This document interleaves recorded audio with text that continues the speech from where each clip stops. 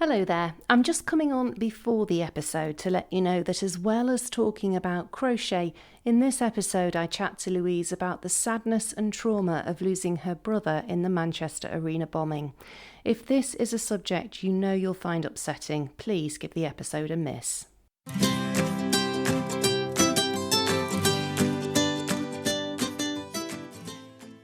This is Making Stitches, and this time the story of how a tragedy led to a life-changing decision to focus on crochet full-time. If you're in that right mindset to just go for it and just be happy but you're comfortable still, then that's great. Do it, even if it's a temporary thing. You need to just do it, because I am so much happier. I could get a full-time job next week and still be, I'm in a better place now than I was last year. So I think it's what I needed at the time. So just make sure you know in yourself that you're not going to make your millions. I might do eventually. You never know. I know it's possible, but for me it was more about my mental health was suffering, and it's not anymore.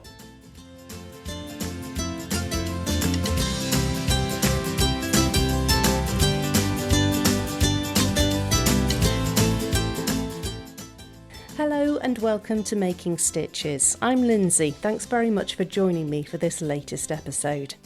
Many of my guests on the podcast so far have spoken about the healing properties of their crafts, the mindfulness of repetitive stitching, be that with a sewing needle or machine, a pair of knitting needles or a crochet hook, as well as the joy of being able to create something beautiful or meaningful to them. For my guest today, crochet and other crafts have helped her in her journey since losing her brother suddenly 4 years ago. Let me take you back to the 22nd of May 2017, when tragedy hit so many families. In the following days and weeks, the newspapers and news bulletins were filled with the story of a terrorist attack on an Ariana Grande concert in Manchester Arena. More than 800 people were injured and 22 people lost their lives. Among them was Martyn Hett. At the time, Martyn's younger sister, Louise Murray, was nearing the end of her foundation year studies ahead of a fashion design degree. All of that got put on hold, though, when the tragedy struck her family, so suddenly and so publicly. Since then, her love of crafts and making has helped her find a new direction, and she's now crocheting as a full-time business. I was thrilled that she agreed to speak to me for the podcast. Thanks for having me. Just to kick off, can you tell me a little bit about yourself? So my name's Louise, I'm 23, I live in Stockport and I crochet full time. That's a marvellous thing to be able to say. Have you been a creative person all your life?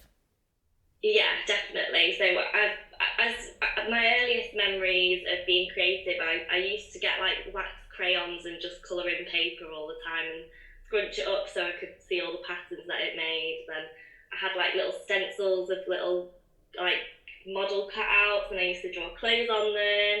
I used to just draw around plates and sellotape and whatever little shapes I could find, and then colour in all the gaps, and I just was always at the table colouring in and doing stuff.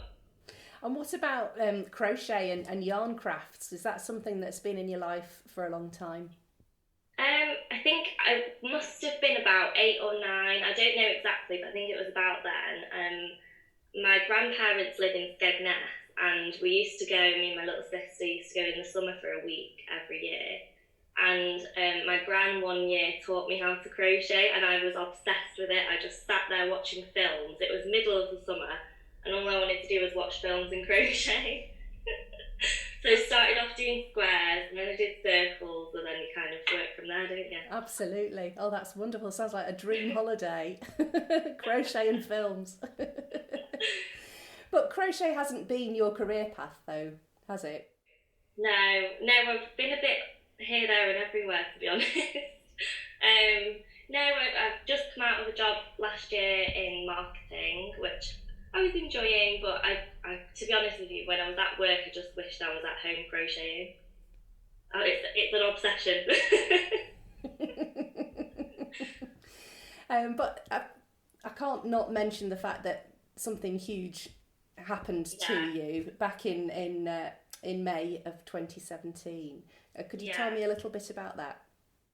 So I was just finishing my art foundation degree at Manchester Uni, ready to go to Leeds Uni in September to do a fashion degree.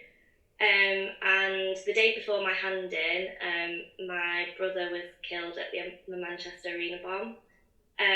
So it kind of flips your whole world upside down, and I had to drop out of uni because obviously I didn't want to leave everyone behind and be on my own in Leeds. I probably wasn't in the right mindset. Loads of reasons, really. And it just kind of, until I quit my job to do crochet, I think I was in and out of different jobs trying to just find my way back onto a path of being all right again. I can't comprehend what you've been through, and can I just say I'm so sorry for what you've experienced. How has your craft helped you in the intervening years?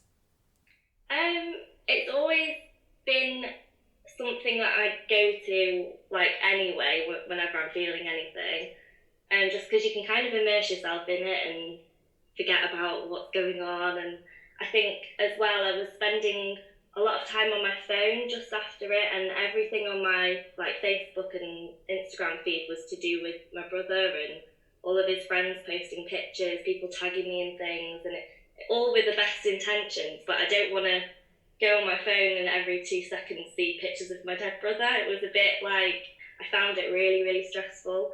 And I still find social media quite, I don't know, I don't like it. It's quite anxiety provoking for me. So it's nice to just sit in the evenings, put my phone down and just be in my own little world instead of just scrolling mindlessly. Yeah, it's so easy for somebody who's not experienced anything like you, but you can get sucked into social media, can't you? Yeah, it's a really horrible place. I deleted Snapchat, I deleted Twitter, I'm tempted to delete Facebook. I don't really like it. I'd rather just be in my own little world. If you want to see me, give me a text and we'll meet up. There's nothing that is going on there that I can't see you in real life to talk about, or I don't know, I don't like it. No, I can totally appreciate that. So crochet was your safe place that you could escape to, away from what was kind of bombarding you. Yeah, I did whatever I could get my hands on. We had loads of beads at home, so I bought loads of little earring hooks and did that. I just got all the beads out on the floor, and this is at age like 20, 21. I didn't want to be on my phone, sucked into the virtual world of doom. Yeah, quite. I can totally appreciate that. So what was it then that triggered you to decide, actually, maybe rather than just being a hobby, crochet should become much more for you and become your full-time job? Good question. I think I've always wanted to do it since I was about 17. It's been like the dream to just sell my own clothes and do that. But I don't know, you're kind of told that you go to uni, you get a career, and you do something serious rather than crochet full time. So I think I just thought that's what I had to do. And then I think obviously Corona happened. So I think there was just nothing else more to life other than getting up in the morning, going to work, coming home, getting up again, going to work. It was just a bit, I started being really like down, and I'd get up in the morning and cry before I got to work because I just really didn't want to go. I just wanted to come home and just do my own thing. And I just thought life's too short to be getting up in the morning and crying about going to work. Definitely. So you took the plunge. Yeah, I have savings. I'm quite sensible with money. I've got lots of savings. So I thought now's probably a good time before I have kids and settle down properly. My bills are quite low because I like living cheap anyway. We're in lockdown, so I'm not spending anything. Now's a really good time to try it. Brilliant. And how's it been so far? It's stressful. I don't regret it one bit because I think I'm a lot happier. My partner says I'm much happier. I've got no money, but but I'm a lot happier, definitely. If all else fails, I'm having a great summer. I can get a part-time job if I need it. I can go back to uni anytime if I want to. I'm just, for now, it's the right thing to do, and I think that's all that matters. Nothing is forever, is it? Absolutely. It's just something that you're doing at the moment, and if it takes off, so be it. Then that's great. If not, I can do it on the side and get another job or part-time job, or I can just do this as much as I want because I'm happy and I've got my savings. Fantastic. So what is it you're actually doing? What is your business? So I've been selling second-hand clothes since I was like 17 on the side, just while I was in uni and in college and stuff. So I've still got a bit of that going on, but my crochet, I make crochet clothes, earrings, jumpers, cardigans, skirts, whatever I come up with really, and sell them on, I've got a website now, which I started up last month, and mostly on Depop, and I've got a few patterns out on Etsy as well. So I've kept myself busy. Sounds like it. Blimey, you must be crocheting round the clock. Yeah, definitely. So is it your own designs that you're selling the clothing of? Yeah, everyone always asks like what patterns I follow, but I've never ever followed patterns before. Because I wasn't taught to follow a pattern. My gran taught me to make a square and a circle. So I've kind of, it's a lot of trial and error when I make a new pattern. There's a lot of undoing everything and starting again, which is fine. I enjoyed that. And then when I've done one, I think I've got quite a good memory, like a photographic memory, so I remember it exactly to the stitch, so I can just do it again. Well, that's very useful. So I don't follow patterns, but then I've tried to make a few patterns and they seem to be going all right. So that's brilliant. So how have you found being able to get the word out about your business, bearing in mind that you have a kind of an arm's length relationship with social media? Well, I do, but my last job was in social media marketing, PR. So I mean, I can understand social media, and I think I'm good at it, but I just would rather not. When it's my business stuff, I don't mind it. It's just my personal one I'd rather bin. It's different when it's your business stuff, isn't it? Yeah. So I started my Instagram account in, I think, the last day of July last year. So I think in like 9 months I got 10,000 followers.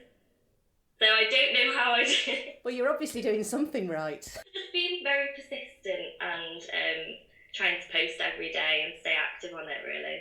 Brilliant. Which is very counterintuitive for me.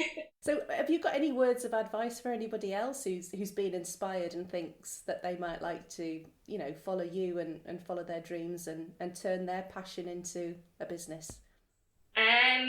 Yeah, go for it, but make sure you're not expecting to make as much money as you were. I'm hemorrhaging money in a way, but I am happy. So if you're in that right mindset to just go for it and just be happy, but you're comfortable still, then that's great. Do it, even if it's a temporary thing. You need to just do it, because I am so much happier. I could get a full-time job next week and still be. I'm in a better place now than I was last year. So I think it's what I needed at the time. So just make sure you know in yourself that you're not going to make your millions. I might do eventually. You never know.